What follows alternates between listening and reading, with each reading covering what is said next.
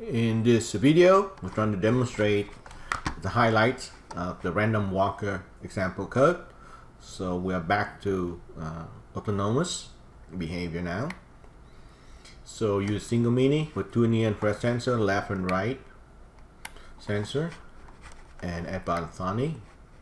So we need to have a random because I'm going to generate random numbers to simulate random direction movement and also random number of motion repeats. So I have user defined methods, init, pose, forward, backward, right, left, using the Edbot run motion method. In probably another previous video I mentioned I'm using 5.2.0.1523, and in this one here the motion -1 and 0 doesn't work, so I have to use the same stop motion, which is basically number 6, which is just initial pose of the robot to simulate a stop. But I wish I could have used -1 and 0, which is more interesting. Maybe in the next update of Edbot you can use -1 and 0. I left it in the example code, so hopefully the reader and have a chance to practice -1 and 0 on their own. We'll see. I redo a video at that time when Edbot gets updated. So set direction method. So you can see I throw a random number, and then depending where the number lay between 1 and 4, I use that to create the walk direction parameter. So coming out of this method, you're going to have a value like 1, 2, 3, or 4. For the number of repeats of those move direction, similar thing we use. So between 1 and 4, the walk repeat will be 2. Between 5 and 8, it will be 6. Between 9 and 10, it will be 6 here. Okay, so that means I'm favoring 2 and 3 number repeat. 6 is rarer to happen. All right. So the robot, you can see this 0. So it has 2 NIR sensor, and I use that a lot in the check NIR methods. And what it does is, because we have 2 sensors here, you can detect that the wall is pretty much in front or right in front of the robot, or maybe it's on the left, more on the left side of the robot here. Oh, of course I don't show it here, but it could be on the right side more. So in this one example here, when check NIR tell me that it's a frontal obstacle, the most logical motion to do is for the robot to step backward, right, before it turn away from the wall. So that's what in the code, and it's shown clearly in the book. But like example, if it tend to be on the left here already, obviously for this one here, you need to keep on the robot. You want the robot to keep on turning right until it clear the wall. So that's what we'll do in the programming.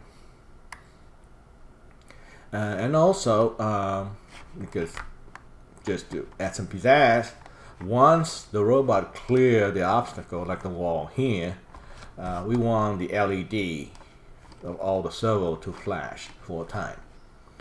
Just to show that, hey, I'm clear. So the flash LED method, you can see here, this section is designed, you can see it can be done for robot 1 or robot 2, so for 0 depending. So it's written for several robots to work at the same time if needed. So this one here set up the motion LED to on essentially. And this one here actually just run the initial motion page 4 times. So physically outside you see the robot doesn't do anything because it's the same motion being repeated. So it just stays still, but you see the LED flash 4 times thanks to this for loop. Once it's done, I turn that motion LED off because they just eat up battery, so I don't like that. Also kind of distracting sometimes, so many flashing. And then also because I'm using obstacle 1, obstacle 2, depending on the robot. It's a global variable to signify that there's an obstacle during that period where they have to do maneuver. I cleared it back to 0 to see that the obstacles are all cleared. And then the main algorithm, more detail in the book, but of the code, but I try to use a pseudocode here to explain to people who may not have the book yet. So the main algorithm on the main endless loop is built with a big if-else as the outermost logical structure. So if the near-infrared center is tackled, there is no obstacle, then it's okay to do the random walk. So in the code, we'll throw the dice, pick up a walk direction from there, throw the dice, pick up the number repeat for that corresponding direction, and call a function called walk execute, and walk execute will go into the walk direction that happened to be at that time and the number repeat that happened to be that time. Inside walk execute, it also have a way to check to see if as it's walking, as it's doing the thing, it could be encountering the obstacle, and then there's some operation that need to be done there. We'll get to that in the next slide, I hope. Okay, I think. But if let's say the near-infrared sensor detects some obstacle, and it's not, so it go to the else. So this is, you need to do some avoidance here. So how to avoid? Easy, stop the robot, and then you need to figure out whether the obstacle is frontal, on the left, on the right robot, and then you activate appropriate avoidance move using walk execute again. And the key thing here, the way I set it up is every time I go through the endless loop, one iteration of endless loop, and if it encounter obstacle, I wrote the code such that it have to clear itself of the obstacle within that same iteration. I could have done where it can clear itself through different iteration of main endless loop, but I think it's easier for me to understand and for the reader to understand if I set it up so it it's within the same iteration of the main endless loop. Somehow the robot will clear itself out of any obstacle that it encounter. So this is key. So for example, if it's frontal, it's going to step backward, and then it's going to turn on the left, on the right also to get backward. It's on the left. If the obstacle is on the left, obviously you can turn right only until it's clear. If the obstacle was found on the right of the robot, therefore it will turn left continuously until it's clear of the obstacle. So by the time we get here, the robot is supposed to be clear of the obstacle. And then it's going to use the LED to signal that the robot has successfully cleared the obstacle avoidance and put it in the initial position. That's the ready position again. And that's the end of the big if else. And then it hit the endless loop, it loop back again, pick up some more NIR sensor, maybe it found no obstacle, and then it does its random walk, it found an obstacle, and it's trying to avoid it. So those are the two basic logical branch used in the main endless loop. Next is, let's look a little bit more detail the walk execute method. So walk execute method is set up to be able to handle multiple robots. So you need to input robot, you need to input the walk direction, which is 1, 2, 3, or 4, and the number of walk repeats, which is 2, 3, and 6. So when you go into that method, it's completely defined by that big for loop. So the for loop will be dependent on walk repeats.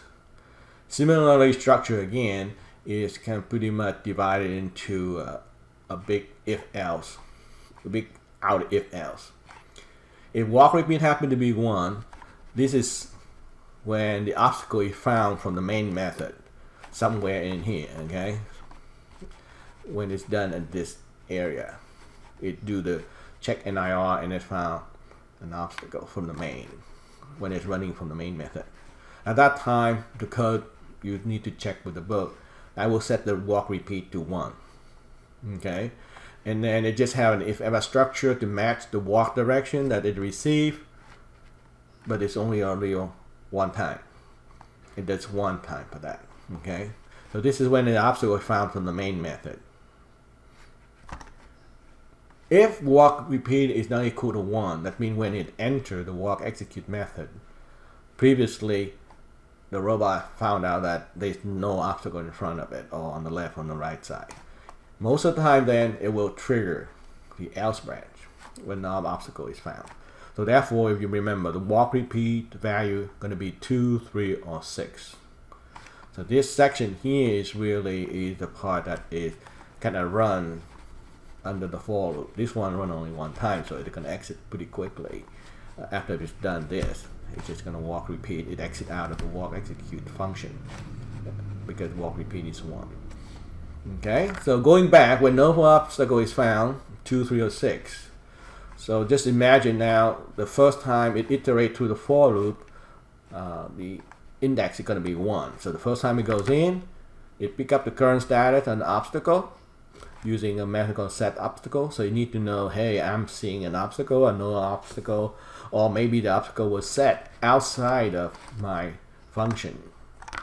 Okay, so if that goes 0, it have matching if else structure matching the walk direction and mode and to the motion related method. So it's going to go forward, back, left, right the very first time around when the for loop counter is used. Okay, it's basically just do what it's told. If there's no obstacle, it does what it's to do. It make one of the commanded move forward, backward, or left, or right. And then this is the next step here. Right after it's done that, this is the important one. It's going to use the method check NIR, and we'll show you a little bit later. Check NIR. This method will check the NIR sensor, the left and the right sensor, and determine whether it's an obstacle or not. So it's going to return some kind of value, 0 or 1, to tell the method walk execute that, hey, you are hitting an obstacle now. Okay. So if you remember, when it goes through here, the walk repeat was 2, 3, or 6. So it just did only one time. So it maybe have at least another loop with the for loop need to do. So let's say check NR, find out that it's clear. So obstacle returns 0, it goes out, it comes back up, and it does it for the second time. No obstacle, it keeps doing that, and then it's done for that time. But let's say the case when it's running, let's say you run on 6, so there are plenty of them. Okay? So it runs 2 times already, and then on the third time, after the run the second time around, it check NIR, and boom, it found out there's an obstacle. So it gets out here, coming back. So remember, it still have to, the for loop still have to do it 4 times more. So walk repeat is not set to 1 because the robot found out that, hey, it's getting close to an obstacle from inside of itself, inside of walk execute. So this walk repeat 1 doesn't apply. So trigger the else again, but now the obstacle, because check NIR going to set obstacle to 1, it will skip this if. It trigger here, it stop the robot. And then coming out, remember, so this is the what, the 3rd time. So for the 4th time, the 5th time, and the 6th time, it just stopped the robot. So the robot is going to stop here a long time, like pondering, oh, how am I going to get out of this obstacle here from the outside? Now, if you remember, let's see. Let me try to go back. Motion -1 and 0. If you had it, if you go back to review the video that I did for the similar job, but using task, once you trigger -1 and 0, it stopped all the motions, and so the work is done quite a bit differently. I can basically, I just break out of the for loop, but I cannot do in Python because right now that motion -1 and 0 doesn't want to work. So when that motion -1 and 0 want to work, you'll probably see a motion -1 or 0 here. So this is the actual run here. Let's see how it goes. So start out, make sure that 0 is connected successfully. And then I'm going to start on the random walker. Connected to robot 0. Respond it. Wait for left arm, so it's ready to go. 0 random walking. So random walking now. Have to be going backward. 0 random walking. 4, 5 times, 6 times. Up, you're going backward again. So it's about to get off the table, so I push it forward. Happy to the left now, so still random walking. So I'm gonna push against the wall. But it happened to be random walking back away from it.